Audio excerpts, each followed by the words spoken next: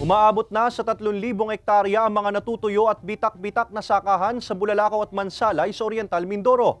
Ang kawalan ng mapagkukunan ng patubig, problema ng mga magsasaka. Narito ang report ni Denise Abante. Malaking dagok daw para sa bayan ng Bulalakaw sa Oriental Mindoro ang matinding epekto ng El Nino kung saan umabot na sa mahigit 2,000 hektaryang sakahan ang natuyo at nagkabitak-bitak. Pagsasaka ang pangunahing kabuhayan sa lugar pero dahil sa kawalan ng patubig at pagkatuyot ng mga pananim, idiniklara ng LGU ang state of calamity noong February 26. Sa tala ng Bulalakaw Agriculture Office, 545 rice farmers at 850 onion farmers ang apektado. Nasa mga 90% ng affected sa buong bayan ng Bulalakaw. Lahat ng crops na yon. Talaga po number one po tubig. Kasi sabi nga water is the greatest limiting factor in crop production. You have the resources, you have the manpower, you have everything, but you don't have water, you cannot do everything. Sa Abril ang inaasahang anihan sana sa 1 hektaryang taniman ng sibuyas na ito ni Mang Alberto. Pero wala na raw silang mapapakinabangan pa. Mabibilog at malalaki na raw sana ang mga tanim na sibuyas kapag ganitong buwan pero kabaliktaran sa kanyang inaasahan. Bansot ang mga bunga dahil sa kawalan ng tubig. Tubig ang problema dito. Wala naman ang tubig ang ilog. Hindi, utas, wala naman tubig. Ay, wala na. Ayan, maliliit yan, oh. Hindi na makangkuhan. Hindi na mapakinabangan. Hindi na yan. Pili na lang. Kunti lang siguro eh. Ang Mauhaw River na isa sa inaasahan ng mga magsasaka, natuyo na rin. Dito sa 3 hektaryang palayan ni Aling Lucy, hindi na naani pa ang palay. Ang dapat sana'y 500 sako ng bigas, hindi na naani pa dahil natuyo na at hindi na mapakinabangan. Wala na kaming pagkain dahil yung pagkain na tinira namin ay hanggang ngayon lang.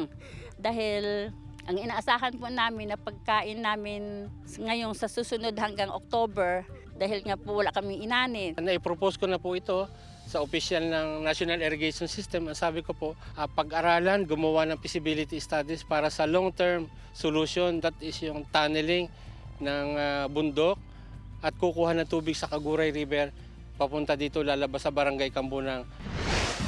Sa Mansalay, Oriental Mindoro, 1,400 hectares na taniman ng palay at sibuyas ang natuyo at nagkabitak-bitak din. Nasa state of calamity na rin ang bayan kung saan humigit kumulang 1,079 farmers ang apektado. Ang mga balon na pinagkukuhanan ng tubig natuyo na rin at hindi nakakayanin pang mapatubigan ang nasa humigit kumulang 30 hektaryang palayan sa Barangay Santa Teresita. Talagang sadya pong tuyo-tuyo tapos yung mga balon po natin is may laman man pero kukunti na. Pag nagpainom sa kalabaw, ubos na uli. Ubos na uli. Kalimitan pong ginagamit dito, ginagamitan natin ng water pump para mai-distribute natin sa mga tubigan na sasakupan dito. Ang ating palay, yung palayan natin nakatayo, no?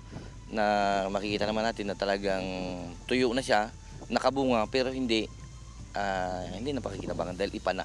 Dahil sa pagkalugi sa mga pananim, naging problema na rin daw sa Barangay Santa Maria ang umano'y nakawan ng mga alagang hayop at ilang root crops. Yung nakawan ng kamuti, kahit nga sa ilalim ng lupa ay hinuhukay para may makain lang po. At saka yung mga saging, mais, ganun po, kinukuha na po yan ng paggabi, kinukuha na po ng hindi may-ari. Siguro ang main talagang dahilan ay yung gutom. Kasi wala na pong mahanap buhay yung mga tao dito na doon lang po umaasa sa ating mga sakahang palay, mga mais, wala na pong maani. Bukod lang po doon na nawawala po rin yung mga kalabaw, baka, mga kambing. Batid daw ng magsasakang si Mang Rudy ang mga ulat ng nakawan sa lugar. Pero kung ang iba raw ay kumapit na sa patalim, pilit daw niyang iaahon ng pamilya sa pamamagitan ng pamamasada ng kanilang tricycle. Dati nakaka 120 ganyan. Ngayon po ay mga 40 na lang. Opo, 40. Sa ngayon po ay may mga naman po akong yung mga tanim-tanim kaming saging nakakakunti. Pero yun na lang rin po ang alternatibo namin ginagamit. Pagtitiyak ng Mansalay LGU, may nakahandang ayuda sa mga apektadong magsasaka. Magiging malaking tulong umano ang Quick Response Fund na makukuha ng LGU. May pondo po tayo na 4.4 million. So pwede na pong magamit yon para sa ayuda sa ating mga magsasaka. So ang inaantay na lang natin ngayon ay yung guidelines kung paano siya ipapamahagi sa mga magsasaka. Ang marching order po ni Mayor ay unahin na bigyan ng ayuda ang mga nasa laylayan. Ibig sabihin yung talagang gumagawa sa palayan, sa tubigan. Kasama si Buhay Adante Jr., Denise Abante, Balitang Southern, Tagalog.